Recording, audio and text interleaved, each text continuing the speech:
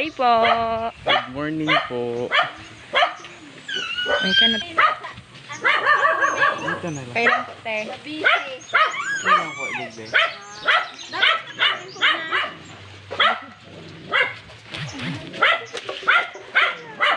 Dala po kami ng konting regalo para po sa mga estudyante niyong Bumili ka mong upat!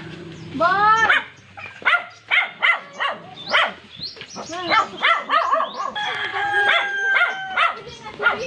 Nalipasan ang gutom si Nene. Ano pa yung picturean? Bisa po. Uy, salamat Nene. Ano arang kay Ne? Ano pa yung picture mo? Act of kindness po sa eskwelahan mi po. Napili mi po kaya ang aking iniyati po ini na gabusindan na kaawan school supply. Ali po sa muya. Wow, sana all.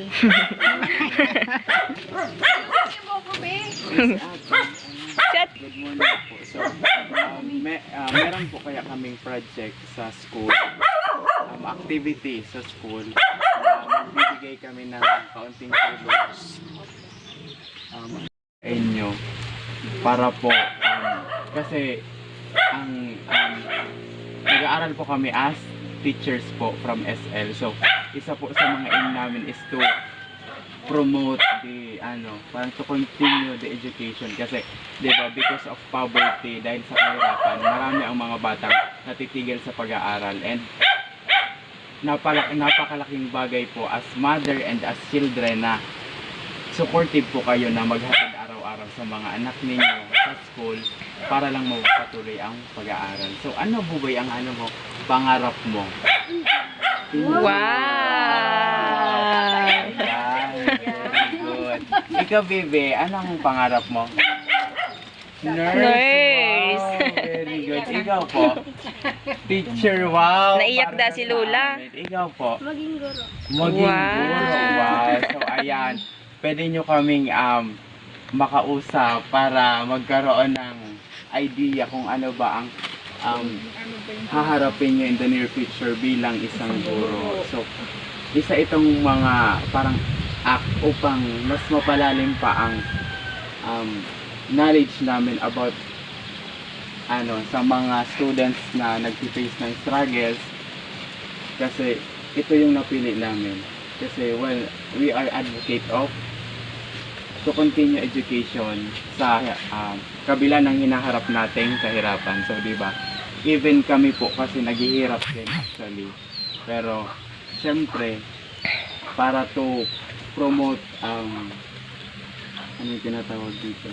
Kita namin kung gaano kalayo, kainit because of heat, pero patuloy pa rin kayo sa pag-aaral. So, sana po magustuhan nyo ang kaunting tulong na binigay ng aming grupo. Okay. Ayan, meron pong set po ng ruler, ballpen, lapis, may crayon, papers, and ballpens po para sa inyo. Ano ba? Anong sabihin mo? Thank you. And snack po, meron po tayong snack para po makatipid na po tayo. Ayan po. So may sauce po para sa kami. Anong sabihin mo? Ayan. So, syempre po Ate Queenie, diba, napakahirap ng buhay natin. So, alam naman po namin, nakikita naman namin ang kahirapan ng pamilya niyo. Paano niyo po nasusurvive ang pang-araw-araw na pangangailangan? Especially, 4 po ang anak niyo na nag-aaral. Ay, halimbawa, yung asawa ko nag-construction, tapos ako nagsa-sideline din sa Donsol. Tapos, para makabudget, ano namin yung mga bata, yung ginagawa namin yung pag makakuha kami ng isda para makatipid. O di babudgetin namin kasi kailangan nila yung budget talaga sa school sa araw-araw para mairaos namin kung anong mga pangangailangan nila. Yun lang din.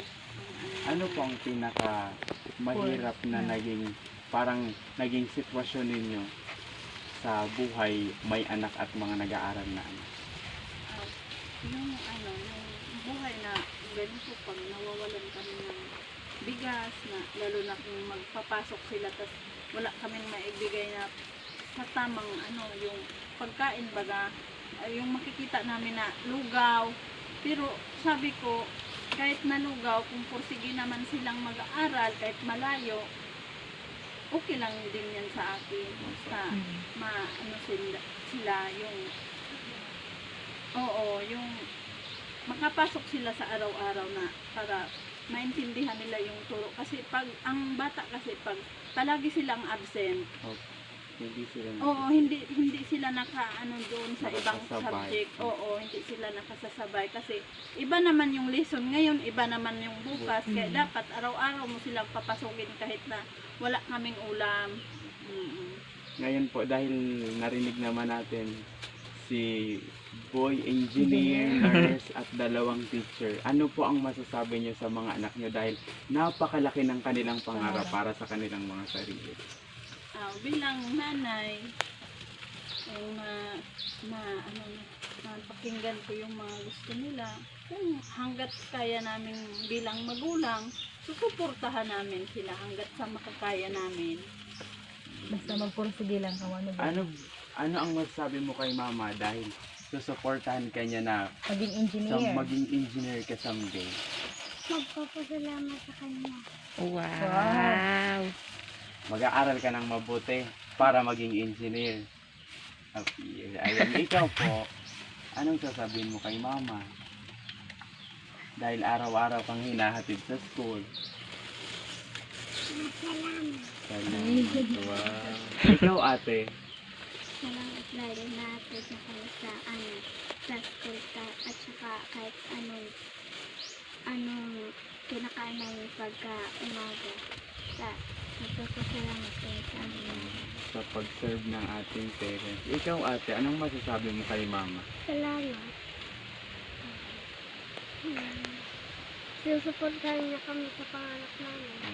Very good. So yun naman po talaga, di ba, ang kailangan bilang mga parents. Minsan yung mga anak natin porsigidong mag-aral, but sometimes may mga parents or mga magulang na talagang walang pakialam. So napakalaking pribilehiyo or parang pagkakataon sa mga bata na mayroon silang magulang na handang sumuporta sa kanila, especially in terms of education. So isang malaking palakpak po para sa inyo nanay dahil hindi pa kayo nagpapabaya lalo na sa pag-aaral ng inyong mga anak.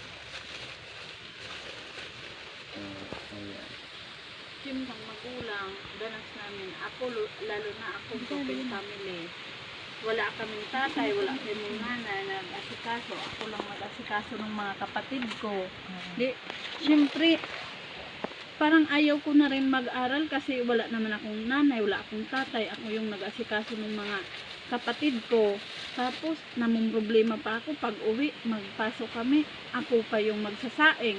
Ako pa yung maghanap kung ano ang ulam namin. Siyempre, habang lumalaki kami sa pamilya, parang ayaw ko na rin maranasan sa kanila na yung kada tuwing mag-uwi sila, wala kaming makain, ganun baga.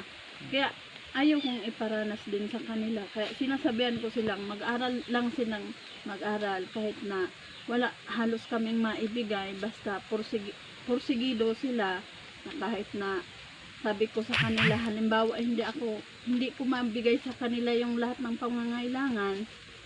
Sabi ko magawa kayo ng paraan para halimbawa mag-college, wala kaming pangbigay talaga na sabay-sabay silang mag-aral. Sabi ko, mag-working student ka mo kasi marami naman dyan iba na kahit wala silang pinaaral yung mga magulang basta nagpursige yung mga anak na makatapos kanila na lang yun kasi parang din naman yun sa kanila. Yun lang naman ang anak ko sa kanila.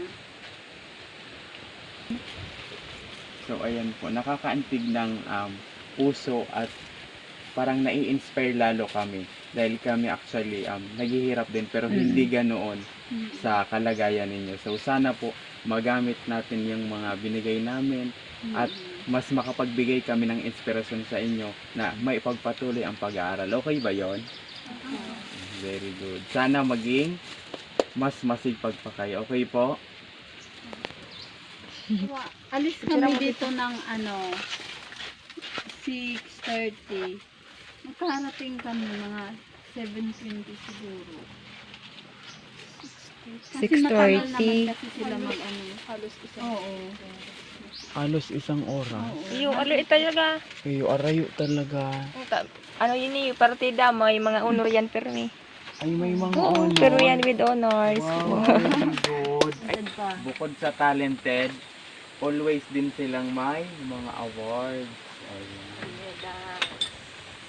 Ryan J. Ika. Very good. Wow, sabi si Ryan, oh. Proud yan si mama. Yeah. Siyempre pag nagasakat baga ata very siguro emotional. Siyempre. Kulang na lang mag-ibi sa sobrang Nag-aibingan niya ako. wow. Yung nailing ko. Lalo pag pag may event. So, alam nyo na very proud si mama sa inyo. Kaya Mother's Day, may dapat picture pa. Ay, mo naman. mas Nagkukunin na si mama niya. Tarawin ng mga letter. Yan. Engineer talaga? 1 plus 2. Wow! Daw ka. Hindi mo kaya. 4.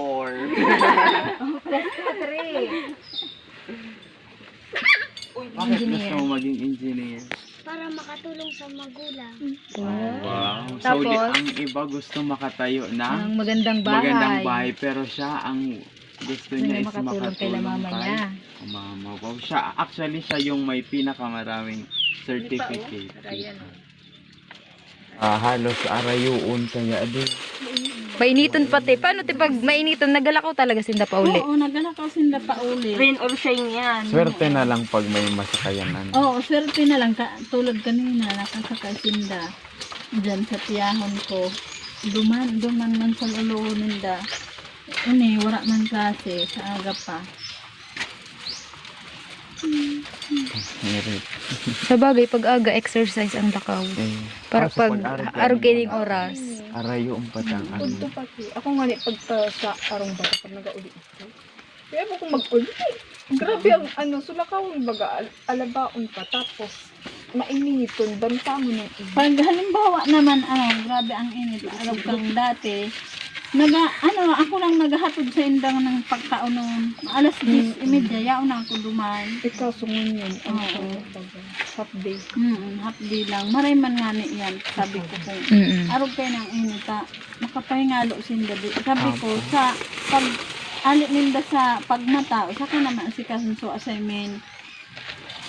Sa pag arog kayo yan, alit duman, diba sabi ko, malakaw. Tapos pag uli, maasikaso kang baga, ali na sila sa mainit, sa initan. Baga, hindi naman nagaano ang ulo ng kaya sabi ko, magturog na nga.